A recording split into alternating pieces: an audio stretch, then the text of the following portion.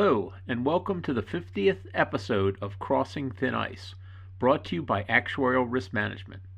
This is our podcast where twice each month we tackle topics about risks and the risk management of insurers. I'm Dave Ingram, and today Max Rudolph will be challenging some of our basic practices regarding how we build and use scenarios. He'll be questioning whether the place where we start the scenario, which is usually today, should have a major impact path of the scenario through time. It's an important question now, and it's likely to remain important as we continue to live through a world reshaped by pandemics, wars, as well as economic and social upheavals. Our starting point rarely seems to be a normal year anymore. Max will be sharing his thinking on how we can adapt our financial modeling regimen to deal with this world of uncertainty. A quick reminder, this podcast is not intended as investment advice. We are here to provide thought-provoking discussion on topics of interest to risk managers. We hope that we do provoke your thoughts and welcome your feedback. So join us as we dive into this important topic, which we hope will lead you to challenge your approach to your assumption setting. Actuaries, risk managers, and management users of scenarios and scenario analysis can all benefit from thinking about this issue. Let's get started.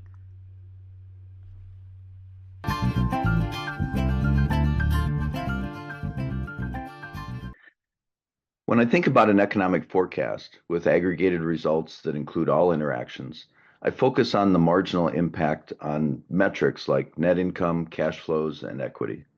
This is an investor viewpoint, looking at alternative futures compared to letting the status quo play out versus adding a new asset class, product line, or change in strategy.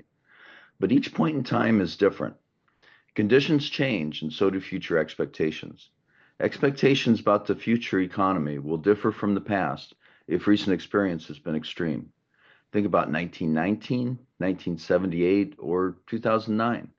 Examples can include high or low interest rates, equity values, or claims. Should assumptions be updated going forward? The modeler has some options.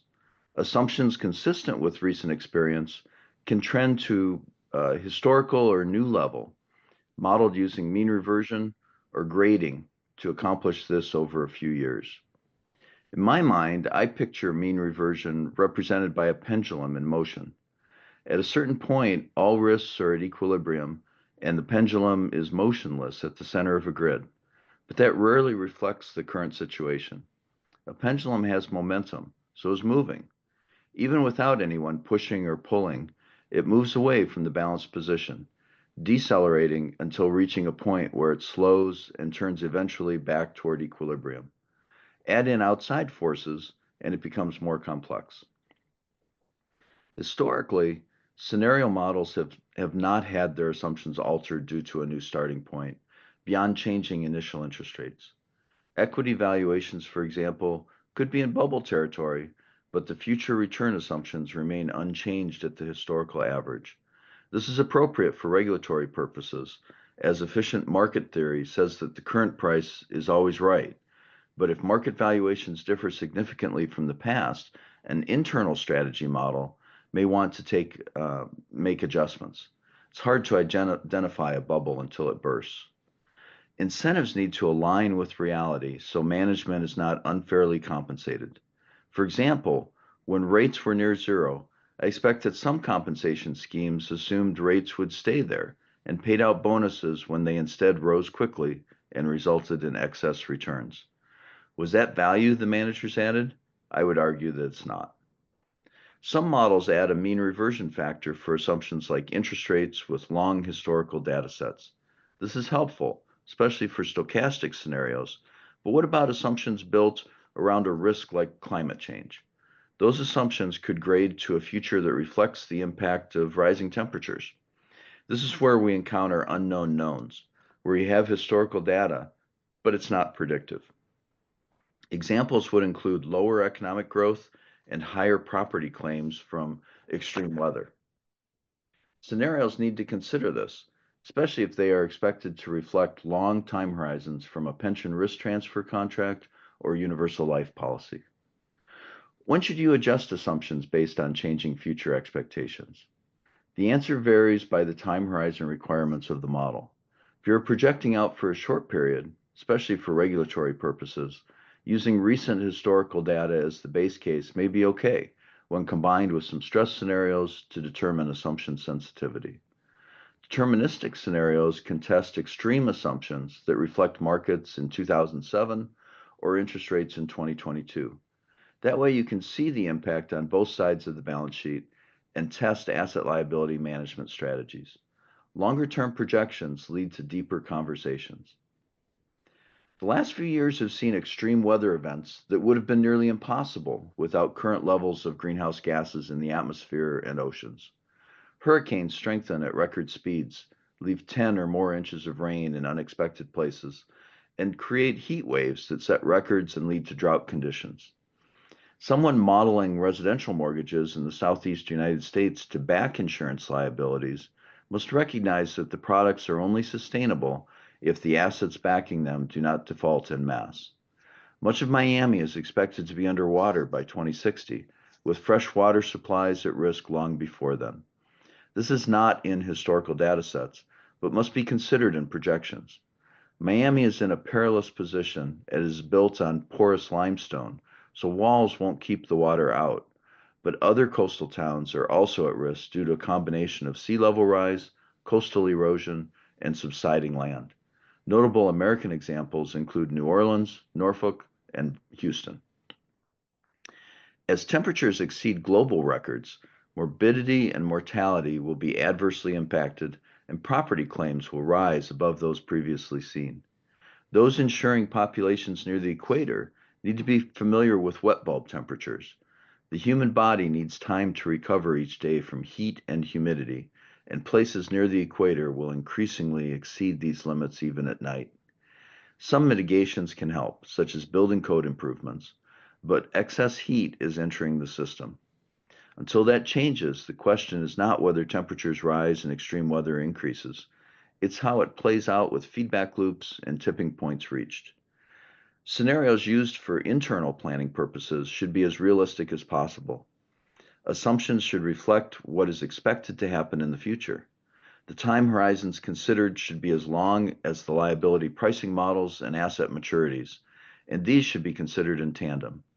More focus should be placed on assumption trends for long-tailed liabilities that need all assumptions, including asset cash flows, to be reasonable across the entire pricing time horizon. Rules of thumb used as shortcuts need to be revisited regularly as conditions change. Environmental conditions are changing, and many think tipping points are being reached that accelerate the trend. Governments have run deficits during recent stable periods, leaving economies with reduced resilience. In a period of uncertainty, it is important to have margins and assumptions.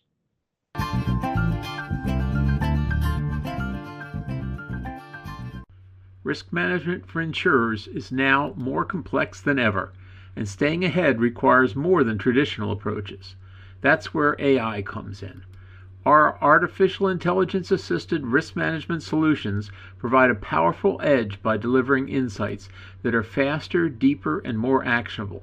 From stress testing and scenario planning to risk environment scanning, staff training, and risk culture enhancement, our tools are made to be tailored to meet your specific needs.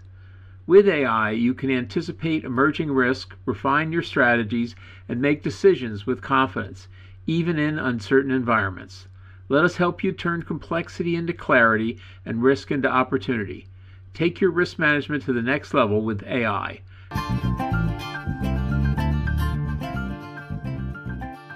Does the starting point matter when building scenarios? So, Max, tell me, what are you thinking of here? What is the starting point? What do you do different if it does matter? Maybe I can use a way that I think of it. When I say starting point, it means the initial value for an assumption. It could be the 10-year treasury rate or the current sea level, depending on what you're modeling. When I was a kid, many moons ago, we visited the Museum of Science and Industry in Chicago, and one of the things that I remember from that visit is that they have a huge pendulum hanging from the ceiling. That's what I think of when I think of assumptions. It's how I visually think about the variability of assumptions, especially. If an assumption is locked in and it never moves, then it's both stable and in equilibrium. It's a constant. It's really not a variable at that point. It's just a constant. But if we're measuring an assumption, it requires you to think about volatility and mean reversion around the mean. So the pendulum it can be a good visual for this. It's moving, but it's trying to return to equilibrium, or there's forces moving it away from equilibrium. This can be temporary, like a pandemic on mortality assumption, where the assumption moves away from the previous mean, and over time, eventually mean reverts to it. I've seen this called dynamic equilibrium. Alternatively, ongoing pressure makes equilibrium a moving target with volatility about the new expectation. It's like the pendulum's connection in the ceiling was moved, and so you have a new mean at that point. Oh, that's an interesting analogy. I like that. Moving the pendulum on the ceiling.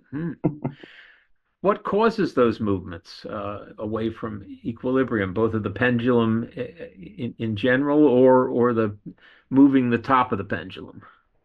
Yeah, even if we limit this discussion to economic variables, it's definitely trying to look at a complex adaptive system that's extremely complicated.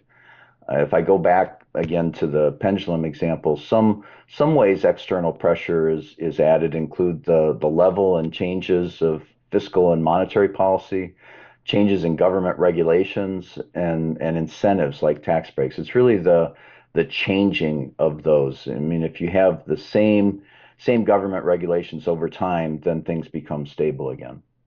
Well, sometimes it helps me to think about these things. If instead of thinking about it for an institution or a company, I think about it for myself as a person.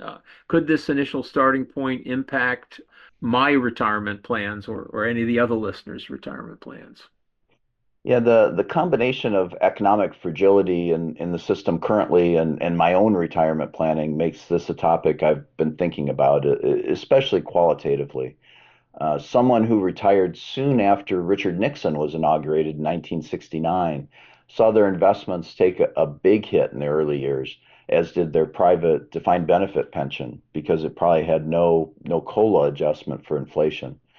This impacted quality of life for the rest of their life. They never caught up.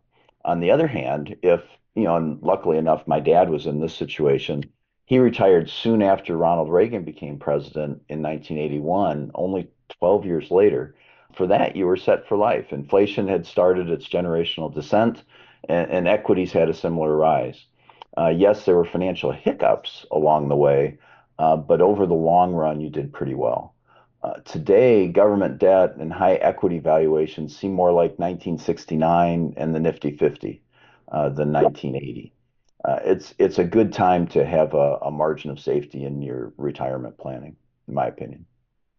So, Dave, looking at this, how can scenario models be adjusted to account for these new baseline conditions after an extreme event creates a discontinuity? Extreme events like the one we experienced a couple years ago with the pandemic or the financial crisis that happened 15 years ago, they change a lot of things, and we do need to pay attention to them in setting up scenarios that we use. So one of the interesting things that people don't often think about when they do that is the fact that by living through those scenarios, we acquire new skills and knowledge.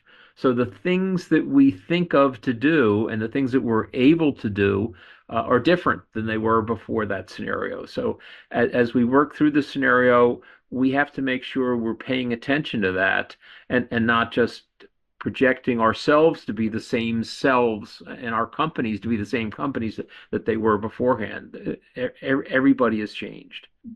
Obviously, the starting point needs to be seriously updated. If it's a financial situation like the financial crisis, asset values, of course, have to be adjusted, interest rates adjusted, and so you need to start out from a totally different point. In something like the pandemic, the changes don't show up on the balance sheet quite so much.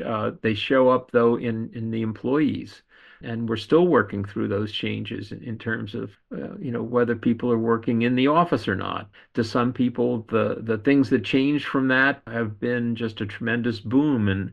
And I know of many people who are working in jobs for companies that are hundreds, if not thousands of miles away. That's something that affects the company. It may be subtle in terms of how it affects a scenario test, but it's real.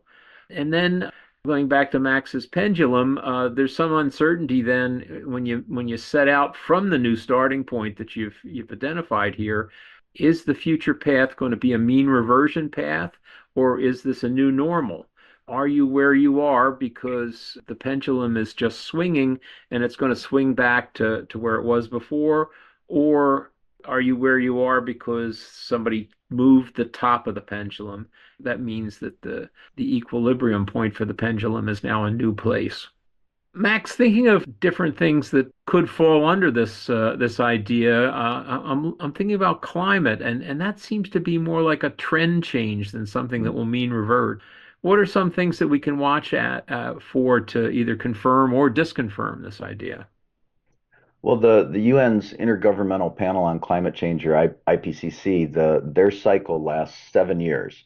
New projection models reviewed that often. The current version is expected to improve as computers get faster, using smaller areas that each square needs to cover, but also including feedback loops related to melting permafrost and ice sheets, and also incorporating less cloud cover as temperatures rise. So all these things we can kind of look at the models and then say, well, are we actually seeing it in reality? Many of these updates are tied to the albedo effect, where sunlight reflects back into space without being absorbed. Ice and clouds that do this are being replaced by what are really dark footprints on oceans and land, and fewer clouds, allowing more of the sun's energy to be absorbed by the Earth. The news cycle is another place to monitor these developments as the number and intensity of extreme weather events increase, and the incursion of salt water into freshwater supplies. That's one that I think we'll start seeing more and more as sea level continues to rise. You're saying that this then is a new trend, a new path, rather than a. Yeah, it's definitely it's not mean reverting back to some point we've been in the past, unless you're looking at millions of years. I mean, this certainly over the recent past is continuing to move in the same direction. Temperatures are increasing, and it's not too late, but certainly we need to react.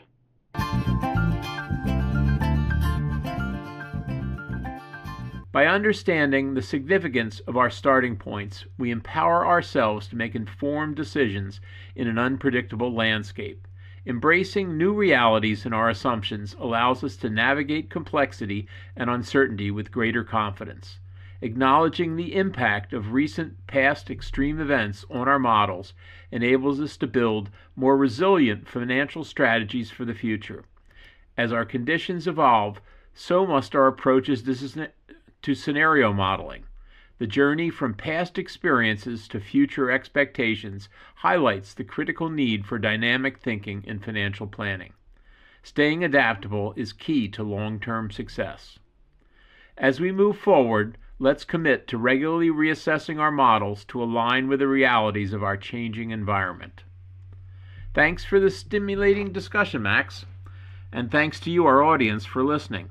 If you liked today's episode, please like, subscribe, and share it with your friends.